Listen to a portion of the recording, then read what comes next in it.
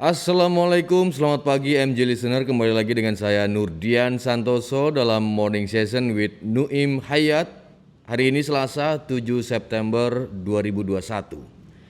Dan seperti biasa kita akan membahas isu paling teranyar, yaitu mengenai ancaman baru COVID-19 yang sudah menyebar di sejumlah negara.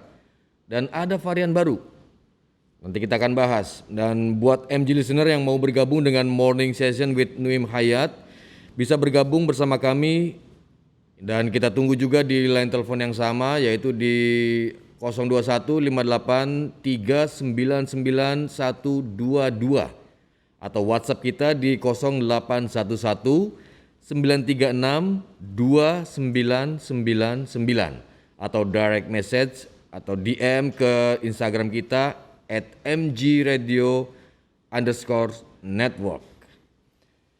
Nah, semakin lama nih MG Listener, pandemi ini semakin lama semakin berlangsung, COVID-19 juga semakin berkembang, Corona juga kemudian memodifikasi diri dengan bermutasi, akibatnya banyak muncul varian baru dan yang terbaru adalah varian Mu.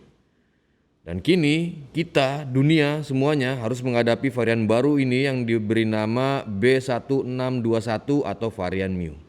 Dan kita langsung bahas saja dengan Bang Nuim Hayat. Assalamualaikum Bang Nuim. Waalaikumsalam warahmatullahi wabarakatuh. Sehat Bang? Alhamdulillah masih sehat. Masih Mungkin sehat. karena sudah mendapatkan dua vaksinasi, dua suntikan AstraZeneca. Sudah komplit Bang ya?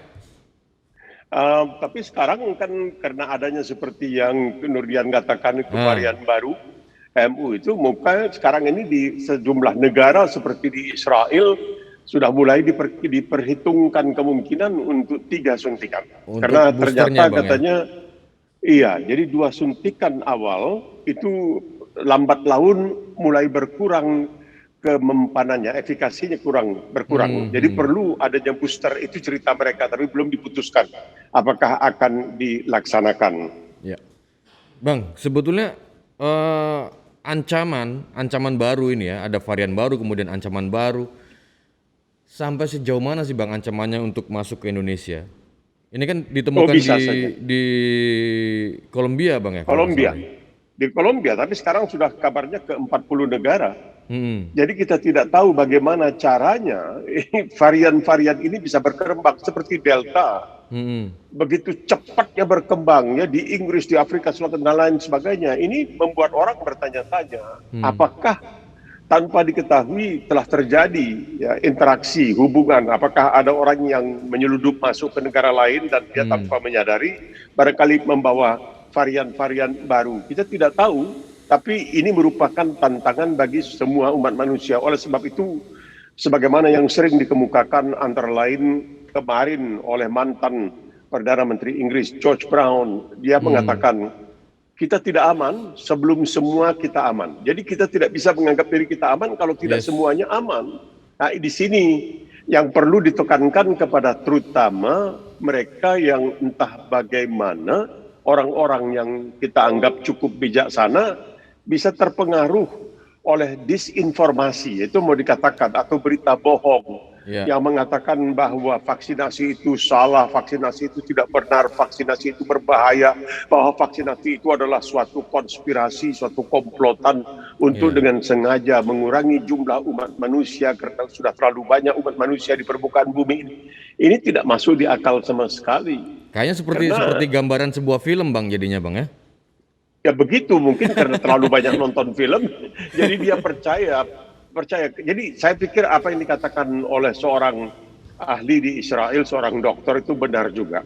Ketika Israel berbunga-bunga sebagai negara yang paling tinggi jumlah vaksinasinya, hampir 80% pada waktu itu ya, karena anak-anak di bawah 12 tahun masih belum ada vaksin ya untuk anak-anak. Walaupun kabarnya Israel mengatakan sedang dikembangkan vaksin untuk anak-anak di bawah 12 tahun. Nah, ketika Israel begitu berbunga-bunga mengatakan hampir 80% dari penduduknya sudah divaksinasi, kemudian mereka ada perayaan agama mereka dan mereka agak lupa sedikit, agak lengah sedikit. Ini masalahnya.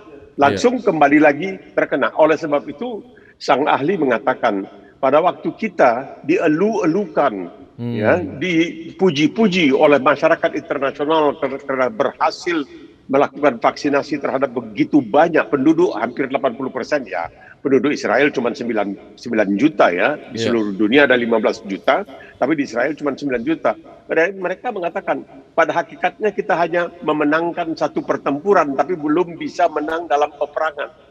COVID ini peperangan, kita bisa menang pertempuran di sini, pertempuran di sana, tapi kalau kita belum memenangkan peperangannya, kita tidak bisa bicara terlalu banyak. Jadi ini barangkali perlu menjadi pegangan untuk kita. Karena kebijaksanaan itu dari manapun datangnya patut kita camkan secara saksama, karena ini berguna untuk semua umat manusia. Ya. Tadi Bang Nuim menyampaikan bahwa virus ini kita nggak tahu level berbahayanya akan seperti apa. Tapi WHO sendiri sudah mengklasifikasikan, sudah memasukkan virus Mu ini masuk ke dalam klaster variant of interest. Ini maksudnya apa, Bang? Ya, maksudnya ini perlu diperhatikan. Kalau variant of interest itu perlu diperhatikan karena dia berkembang begitu cepat. Ya, dari tempat di sebuah negara di Amerika Selatan, tapi kalau dia tiba-tiba sudah sampai kabarnya ke Eropa. Jadi MU, kalau dahulu dimaksudkan MU itu Manchester United, salah satu tim yang banyak pemujanya di seluruh dunia. Sekarang MU ini merupakan ya bala lah, mau dikatakan musibah yang datang menyerang manusia. Iya, seakan-akan menggantikan Delta. Delta saja sudah bikin kita ketar-ketir, kalang kabut. Apalagi dengan MU, dan kita tidak tahu habis ini bagaimana lagi variannya, bagaimana berkembang lagi ini COVID-19 ini, kenapa begitu dahsyat? Kenapa begitu dahsyat? Dan umat manusia sayangnya masih belum bisa bersatu dalam menghadapi musuh bersama ini. Padahal itu seorang negarawan India sekitar 3.000 tahun yang lalu bernama Kautilya. Dia mengatakan musuh dari musuh saya adalah sekutu saya. Nah, ini kan musuh umat manusia ini adalah COVID-19. Harusnya umat manusia bisa bersatu, tapi kita melihat bahwa masih ada percekcokan, persitegangan antara bangsa-bangsa di dunia ini. Ini yang membuat masalah, karena sekarang ini kalau Nurdian juga perhatikan, ternyata rupanya banyak negara-negara maju itu melakukan penimbunan terhadap vaksin, sehingga negara-negara miskin terutama di Afrika dan juga di Asia dan Amerika Selatan yang tidak kebagian. Tapi ini adalah pandangan yang salah.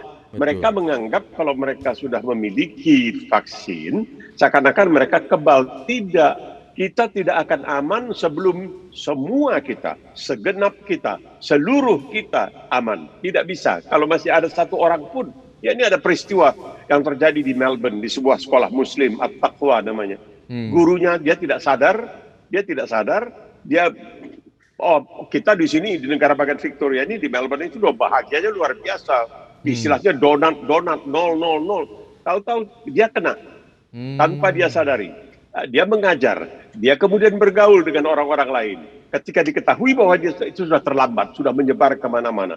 Jadi ini tidak bisa kita katakan ini urusan kamu bukan urusan saya. Tidak, ini urusan kita bersama. Ya, betul.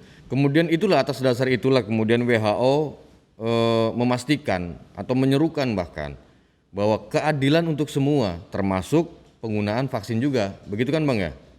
Ya betul, jadi keadilan itu memang mesti dipukul rata dalam hal ini. Kita melihat bahwa ada ketimpangan-ketimpangan. Saya membaca misalnya di negara bagian di Amerika Serikat, itu ketimpangan itu sangat menyolok. Maksudnya antara yang divaksinasi umumnya kulit putih dan kelas menengah ke atas, dengan yang tidak divaksinasi itu umumnya adalah orang-orang kulit berwarna. Masalahnya juga banyak di antara mereka ini seperti di Australia ini juga banyak yang ya entah bagaimana itu bisa dipengaruhi. Ini ada seorang Muslim ya di Melbourne ini, dia mengaku kepada media, aduh saya susah, kenapa?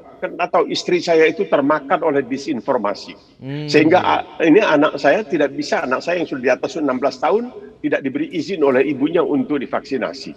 Nah, jadi apa yang dilakukan sekarang oleh Australia menggunakan siasat yang ya perlulah kita contoh barangkali. Sekarang di tempat-tempat rumah-rumah ibadah apakah itu rumah ibadah umat Islam, umat Buddhis, kemudian Hindu, dan itu di situ dilakukan bukan saja testing ya, pemeriksaan, tetapi juga untuk vaksinasi. Jadi vaksinasi itu dilakukan di dekat masjid misalnya, atau di halaman masjid, memberikan keyakinan kepada Muslim, ini kalau masjid yang ikut menyelenggarakan, tentu masjid ini berusaha untuk menyelamatkan orang-orang yang terancam bahaya, maka mereka akan bisa ikut ke sana. Jadi ini penting, segala macam cara ditempuh untuk meyakinkan masyarakat. Karena kalau ada satu saja yang tidak percaya, saya punya teman-teman ya, yang mereka itu tidak bisa dibujuk, biar bagaimanapun tidak mau. Tidak mau mereka, biar dibujuk, ya enggak, kenapa? Ya saya, bukan dia takut disuntik, ya memang ada juga yang karena takut alergi ya disuntik, tapi karena mereka mengatakan tidak yakin, atau nantilah kapan saja, atau saya mau tunggu ini, tunggu itu. Padahal sudah jelas, memang di Israel itu untuk seluruh masyarakatnya digunakan vaksin Pfizer. Tapi kalau di Australia untuk yang dari 60 ke atas seperti saya itu mendapatkan AstraZeneca. Yang di bawah itu mendapatkan Pfizer. Ada juga yang menunggu. Sekarang ini Pfizer itu bahkan katanya sudah boleh digunakan oleh mereka di bawah usia 60. Tapi ada yang kurang yakin. Mereka masih yakin pada Pfizer. Karena katanya AstraZeneca itu pernah ada seorang perempuan ketika disuntik katanya tato mengalami musibah pengentalan darah. Dan kemudian istilah blood clotting atau trombosis, kemudian meninggal dunia.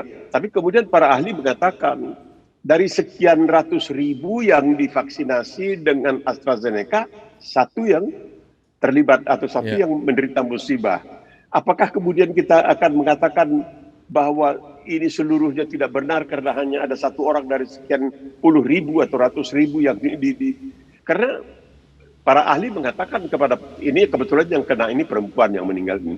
Jadi para ahli di sini mengatakan, apakah katanya kalian tahu ketika pertama kali pil tablet untuk mencegah kehamilan itu beredar, banyak sekali perempuan yang terkena trombosis pengentalan darah, tapi tidak ada yang meributkan. Mereka datang ke rumah sakit, diobati, selesai. Kenapa dalam persoalan COVID-19 ini jadi ribut? Wah, bisa terjadi pengentalan darah. Memang terjadi, bisa. Tapi tidak ada yang sempurna di dunia ini, kan kita mengerti. Kita hidup in an imperfect world. Kita hidup di dalam dunia yang tidak sempurna, dunia yang ada kekurangan-kekurangannya. Jadi kita harus menerima kekurangan seperti itu. Jadi tidak hanya di Indonesia, Bang ya. Ada 2 virus berbahaya yang harus kita hadapi, tidak hanya di Indonesia, yaitu virus corona dan virus hoax.